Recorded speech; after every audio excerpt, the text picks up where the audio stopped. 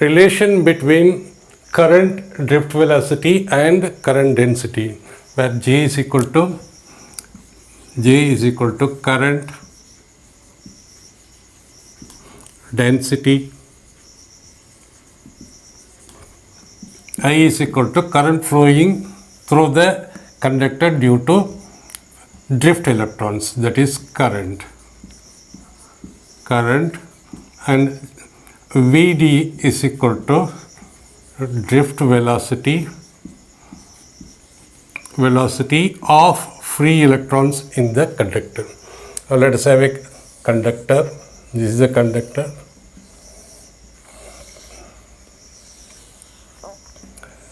The length of the conductor is L, and a external, that is potential difference is applied between both the end.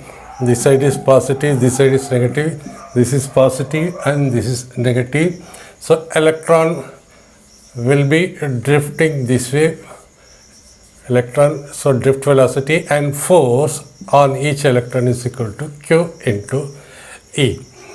Now, as it is, we have derived drift velocity is equal to E into E divided by mass into tau. This is drift velocity into tau. Now we have to find current. So we know I is equal to total charge on the conductor divided by time. See, current flowing through the conductor due to drifting electron is equal to total charge of the conductor divided by time. What is total charge? See, total charge is equal to, there are n number of electrons. We do not know, there are n number of electrons. Number of electrons in the number of electrons in a volume. Number of electrons in a volume. What is the volume? In the volume of the conductor, area into length, where A is the area of the conductor, L is the length of the conductor, A into L into A into charge of one electron. That is, we can write Q or we can write E. Since it is electron, so Q we can write is equal to N AL into E. What about the time? See, we know velocity is equal to distance divided by time. Here our time is equal to distance by velocity. Here, what is distance? See, electrons from this end to this end is traveling. It means it is traveling a distance of L. So distance travel is equal to T is equal to distance traveled L. What is the velocity? Velocity, it is drifting from this end to this end. So we can write V drift. Therefore, in this equation, if you want to write in this equation, what is I? I is equal to Q. Q is equal to N A L into E divided by T, length divided by drift velocity, because T is equal to length. From this basic equation, so time is equal to total. From here to here it is traveling, it means it travels a distance of L.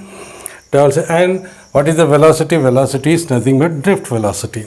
Therefore, we can write I equal to N A into this L and this L get cancels, E into Vd. So this is the expression for current flowing through the conductor.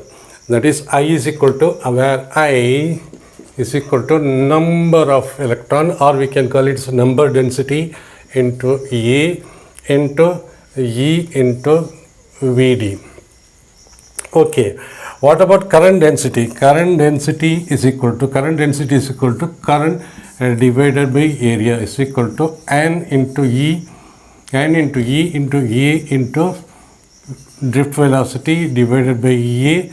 This and this get cancelled. Therefore, N E into Vd. This is the current density, or we can extend current density is equal to N E into Vd, or N into E. As it is drift velocity, we have derived E tau by m. That is E tau by m.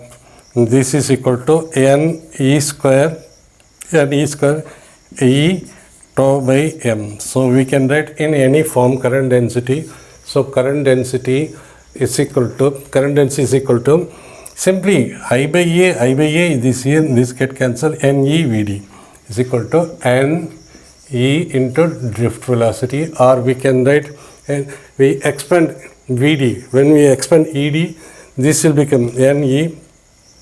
This is the expression for VD, that is drift velocity, E by m by into tau. So when you add this E into E square, N E square E2 by m, or N E square E tau by m, where tau, what is tau? Tau is the average relaxation time. So we have derived for J. Then what is the relation now? I, we have derived it.